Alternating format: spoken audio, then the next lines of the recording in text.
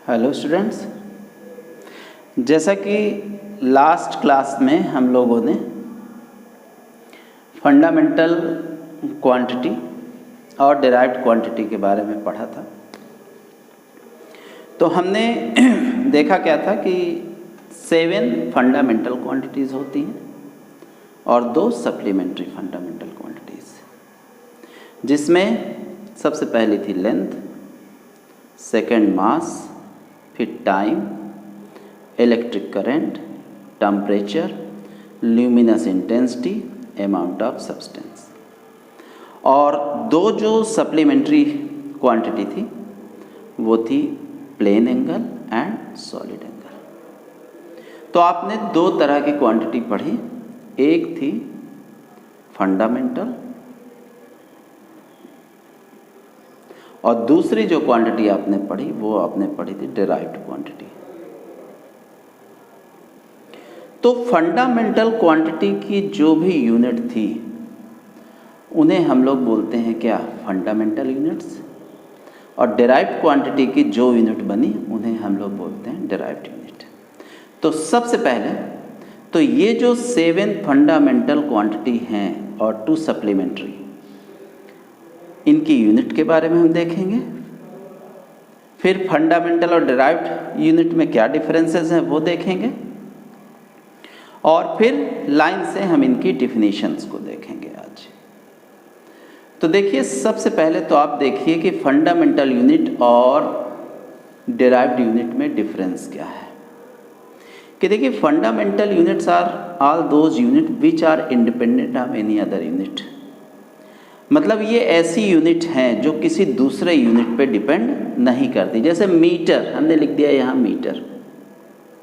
अब मीटर किसी पर भी डिपेंड नहीं करेगा, जबकि डिराइव्ड यूनिट ये पूरी तरह से डिपेंड करेंगे किसमें, फंडामेंटल यूनिट पे।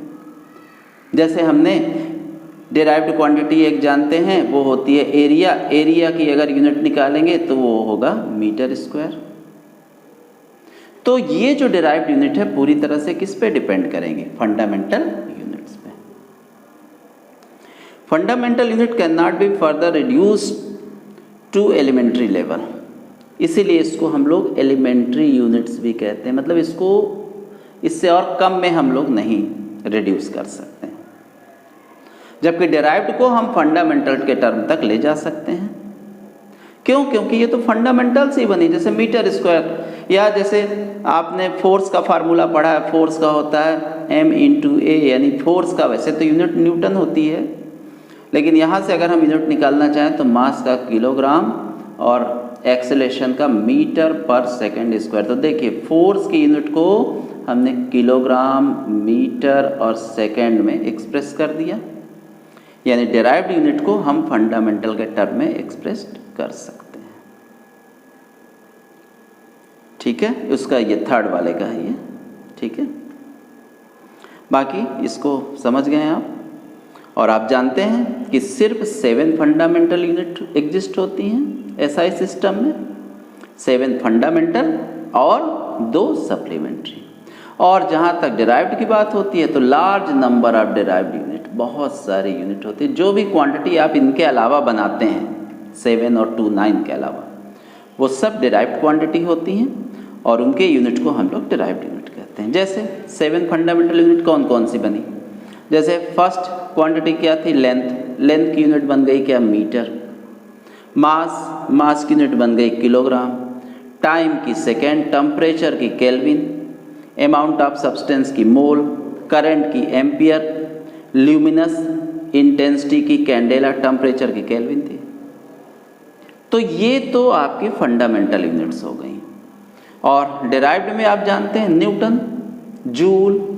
जूल किसकी यूनिट है, एनर्जी, वर्क की। वाट, क्लियर, वाट किसकी है, पावर की। वोल्ट, पोटेंशियल डिफरेंस याद होगा। पास्कल, प्रेशर की। सेल्सियस, टेम्परेचर की एक तरह से। तो अब हमारा अगला काम यही होगा कि हम लोग मीटर, किलोग्राम, सेकेंड, केल्विन, मोल, एम्पियर और कैंडेला, और 2 और हैं दो कौन कौन से हैं? रेडियन और स्टेरेडियन। जैसे एंगल की यूनिट होती है क्या? रेडियन। और सॉलिड एंगल हमने बताया भी था आपको, सॉलिड एंगल कौन सा एंगल होता है? एंगल मेड बाय यानी क्लोज्ड सरफेस। तो सॉलिड एंगल की जो यूनिट होती है वो होती है स्टेरेडियन। इसकी भी डिफिनीशन हम लोग पढ़ेंगे। तो सबसे पहले हम लोग फंडामेंटल यूनिट, जो 7 फंडामेंटल यूनिट हैं, उनकी डिफिनीशन पढ़ेंगे। और वो चूँकि एक डिफिनीशन है जो एसआई सिस्टम में बनाई गई है, जिसको हम लोग स्टैंडर्ड वैल्यू बोलते हैं ना, कि यूनिट एक स्टैंडर्ड वैल्यू होनी चाहिए। तो उस डिफिनीशन को आप लोगों को थोड़ा सा ध्यान रखना पड़ेगा। तो हम अब इनकी डिफिनीशन लेके चल रहे हैं। इनकी डिफिनीशन क्या क्या है? मीटर की, किलोग्राम की, सेकेंड की, केल्विन की, एम्पियर, कैंडेला, मोल, इन सब की डिफिनीशन क्या क्या है। तो देखिए, सबसे पहले लेंथ की यूनिट को हम क्या बोलते हैं? मीटर, और इसका सिंबल है एम। मास की किलोग्राम, केजी। टाइम की सेकेंड, इसको रिप्रेजेंट करते हैं हम एस से। Electric current ampere, capital A से। टेम्परेचर केल्विन, कैपिटल के से। ल्यूमिनस इंटेंसिटी कैंडेला, सीडी से। Amount of substance mole, MOL से। उसी तरह से जो दो आपकी सप्लीमेंट्री यूनिट्स हैं, रेडियन एंड स्टेरेडियन। रेडियन किसकी है? प्लेन एंगल की। उसको हम कैसे रिप्रेजेंट करेंगे? RAD लिख के। और सॉलिड एंगल स्टेरेडियन, उसको हम कैसे रिप्रेजेंट करेंगे? SR लिख के। अब हम लोग इनकी डिफिनीशन की तरफ जाते हैं कि 1 मीटर को हम कैसे डिफाइन किए, 1 किलोग्राम को हम कैसे डिफाइन करें। तो देखिए, सबसे पहले तो आप आ जाइए 1 किलोग्राम में। 1 किलोग्राम की हम डिफिनीशन देखना चाहते हैं। आप जानते हो 1 किलोग्राम किसकी यूनिट है?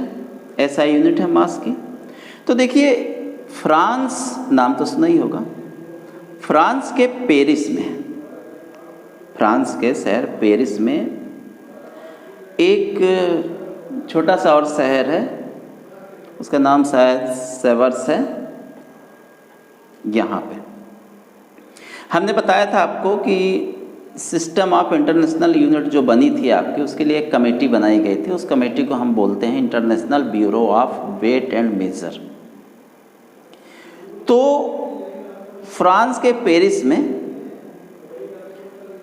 International bureau of wait and major में रखी हुई एक प्लेटिनम इरेडियम की रॉड, उसके मास को बोला गया 1 किलोग्राम। उसके मास को क्या बोला गया? 1 किलोग्राम। इसको ध्यान रखिएगा। और ये डिफिनीशन जो बनी थी वो करीब 1889 में बनी थी, ये ध्यान रखना। तो मेन तो आपको इसकी डिफिनीशन याद रखनी है। क्या डिफिनीशन? कि the mass of a platinum iridium cylinder kept at कहाँ? International bureau of wait and measure at Paris in France is defined as 1 kilogram. ऐसे भी आप कर सकते हो कि it was originally defined as the mass of 1 litre 10⁻³ cubic metre of pure water. लेकिन ये डिफिनीशन आपकी सबसे अच्छी डिफिनीशन है, इसको ध्यान रखिएगा। It is defined as the mass of a particular international prototype made of platinum iridium. तो उस international bureau of wait and major में रखी हुई प्लेटिनम इरेडियम की रॉड, ठीक, उसको, उसके मास को हमने क्या बोला? 1 kg। क्लियर? अब जब हम बात करते हैं, ये तो हो गए किलोग्राम की डिफिनीशन। दूसरी डिफिनीशन अपनी है मीटर की, लेंथ की यूनिट। तो इन जनरल तो सबसे पहले तो इसी को बोल दिया गया था कि जो प्लेटिनम इरेडियम की रॉड रखी है ना, जैसे ये रॉड रखी है, मान लीजिए कि एग्जाम्पल है, ये नहीं कि यही 1 मीटर हो गई, तो ये रॉड के दोनों एंड की लेंथ को उन्होंने बोल दिया 1 मीटर। क्लियर?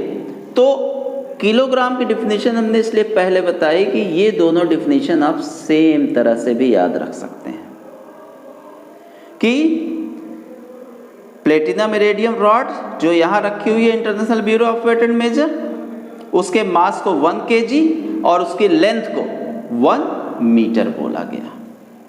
लेकिन और भी डिफिनेशन है इसकी कि 1 metre is the distance travel by a ray of electromagnetic energy. Electromagnetic wave होती हैं, वो आप 12th क्लास में पढ़ोगे। तो 1 metre is the distance travel by a ray of electromagnetic energy through a vacuum in 1/299792458 second, यानी इतने second में। उसी को बोला गया 1 मीटर। यानी 1 मीटर क्या था? वह डिस्टेंस जो इलेक्ट्रोमैग्नेटिक वेव ट्रेवल करती हैं वैक्यूम में इतने सेकंड में, जितनी भी डिस्टेंस ट्रेवल की, कितने सेकंड में? 3.33564095 इंटू 10⁻⁻⁹ सेकंड में वो इलेक्ट्रोमैग्नेटिक वेव ने जितनी डिस्टेंस ट्रेवल की वैक्यूम में, उसी को बोला गया क्या? 1 मीटर। क्लियर? क्लियर है? और ये डिफिनेशन जो बनी थी वो बनी थी 1983 में, 1983 में। यानी 1 metre is the length of the path travelled by light in vacuum. Electromagnetic energy लिखा है, वहाँ पे लाइट का भी आप यूज कर सकते हो, वही चीज़ है। Light in vacuum during a time interval of 1/299792458 second. ऐसे भी आप डेफिनेशन इसको पढ़ सकते हैं। फिर उसके बाद वैसे हमारे हिसाब से तो आप जनरली किलोग्राम और मीटर की डिफिनेशन आप इस तरह से भी याद रख सकते हैं। वही जो हमने आपको बताया, प्लेटिनम इरेडियम रॉड के मास को 1 kg जो यहाँ रखी हुई थी और उसके दोनों एंड के लेंथ को 1 मीटर बोला गया। यानी 1 मीटर की डिफिनेशन आप ऐसे भी लिख सकते हो कि the distance between 2 line of a specific platinum iridium bar stored under control condition. इसी में यही वाली जो प्लेटिनम इरेडियम की रॉड है। फिर उसके बाद तीसरा जो टर्म है वो है टाइम का, टाइम यानी सेकंड का। थोड़ा बहुत इसके बारे में अगर जानते हो, सीजियम 133। देखिए ये वाली जो डिफिनेशन बनी थी ये बनी थी 1967 में, ठीक है। तो सेकंड किसकी एसआई यूनिट है? टाइम की। तो ध्यान रखिए, या बल्कि इसमें एक काम करिए, एक और इजी डिफिनेशन आप देखिए। The time required for an electromagnetic field to propagate 299799458 metre through a vacuum, इसको बोला गया कितना? 1 सेकेंड।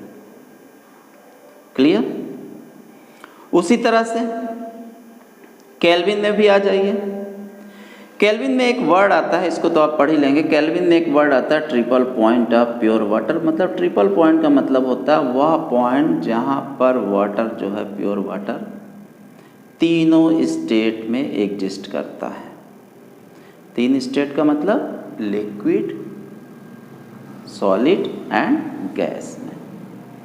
तो द केल्विन, इसको degree kelvin, is the SI unit of temperature. 1 kelvin is 1/273.16 of the thermodynamic temperature of the triple point of pure water. या the kelvin is the fraction 1/273.16 of the thermodynamic temperature of the triple point of the water. और इसकी भी definition शायद वही 1967 में ही बनी थी। फिर उसके बाद अगली जो डिफिनीशन है वो करंट की है, यानी एम्पियर। करंट की एसआई यूनिट होती है एम्पियर। तो एम्पियर के बारे में क्या बोला गया कि इसको हम थोड़ा सा इस तरह से भी समझाते हैं कि देखिए, एम्पियर को बोला गया कि आप 2 स्ट्रेट ये 12th में आप इसकी डेफिनेशन पढ़ोगे। दो स्ट्रेट वायर लीजिए, इसमें करंट फ्लो हो रहा है, और जब दोनों करंट सेम डायरेक्शन में फ्लो होंगे तो दोनों एक दूसरे को अट्रैक्ट करते हैं। ठीक है, तो इस कंडीशन में कि अगर टू स्ट्रेट पैरेलल कंडक्टर हैं और इनकी लेंथ क्या है, इनफाइनाइट लेंथ है, इनफाइनाइट लेंथ है। क्लियर? और इनका क्रॉस सेक्शनल एरिया बिल्कुल निग्लिजिबल है, दोनों एक दूसरे से 1 मीटर के डिस्टेंस पे रखे हुए हैं वैक्यूम। तो अगर ये इनके बीच में फोर्स जो लग रहा है यूनिट लेंथ में, वो लग रहा है 2 × 10⁻⁻⁷, तो जो करंट इसमें फ्लो होगा उसे हम लोग बोलते हैं क्या, 1 एम्पियर। मतलब सीधा सा 1 ampere is the current that would produce a force of, या इसको सिंप्लीफाई करके लिख दिया गया है, ये देखिए 2 × 10⁻⁷ Newton between two straight parallel perfectly conducting wire having infinite length and zero diameter। zero diameter का मतलब negligible diameter, separated by 1 meter in vacuum। तो इसको हम यहाँ तक की, तो इसको हम बोलेंगे क्या, 1 एम्पियर। और भी है, इसकी और भी डेफिनेशंस हैं, तो वो भी आप पढ़ सकते हैं, जो भी आपको इजी लगे उसको आप पढ़ सकते हैं। और इसकी इस डेफिनेशन को 1948 में बताया गया था। फिर उसके बाद और छोटे छोटे दो और हैं, कैंडेला, इसकी डेफिनेशन शायद 1979 में बनी थी। इसमें बोला गया था कि कैंडेला किसकी यूनिट है, ल्यूमिनस इंटेंसिटी की। It is the electromagnetic radiation in a specified direction that has intensity of 1/683 watt per steradian at a frequency of 540 terahertz, इतने हर्ट्ज की फ्रिक्वेंसी पे। ठीक है, या ऐसे भी आप बोल सकते हो कि the candela is the luminous intensity in A given direction of a source that emit monochromatic radiation. Monochromatic का मतलब होता है single colour radiation of frequency 540 into 10⁻12 हो जाएगा, इतनी फ्रीक्वेंसी लिख सकते हो, 5.40 into 10⁻4 hertz, and that has a radiant intensity in the direction of 1/683 watt per steradian. अभी हम दूसरी भी डिफिनीशन का एक वो लिंक यहाँ पे आपको दिखा देंगे, चाहे तो आप उसको भी लिख सकते हैं, चाहे तो आप इसको भी लिख सकते हैं। फिर लास्ट में आपका आता है मोल। मोल को जनरली हम लोग डिफाइन करते हैं, मोल जनरली केमिस्ट्री में सबसे ज़्यादा यूज होता है। ये अमाउंट ऑफ सब्सटेंस की यूनिट है। 1 mole is the number of atom in 0.012 kilogram of the most common isotope of elemental carbon C12। यानी the mole is the amount of substance of a system which contain as many elementary entities as there are atom in 0.012 kilogram of carbon 12। और ये definition करीब बनी थी 1971 में। तो ये सातों फंडामेंटल क्वांटिटी की आपके पास डिफिनेशन है ये। ठीक है, इसको आप लोग अपने कॉपी में भी लिख सकते हैं, और ये भी एक डिफिनेशन है, इसको भी चाहे तो आप लिख सकते हैं इजी वे पे, यहाँ पे इसको भी चाहे ये लिखिए, इसमें सब कुछ दिया हुआ है। ठीक, ये clear.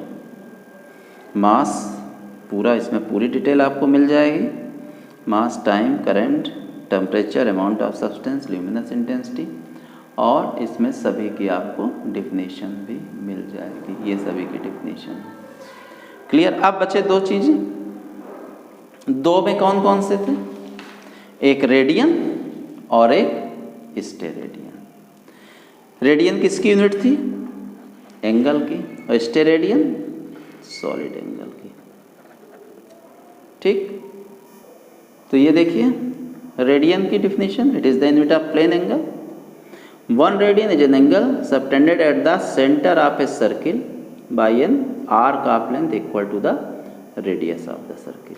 D theta equals to d s upon r radian this. और स्टेरेडियन किसकी थी? सॉलिड एंगल की। तो it is the unit of solid angle.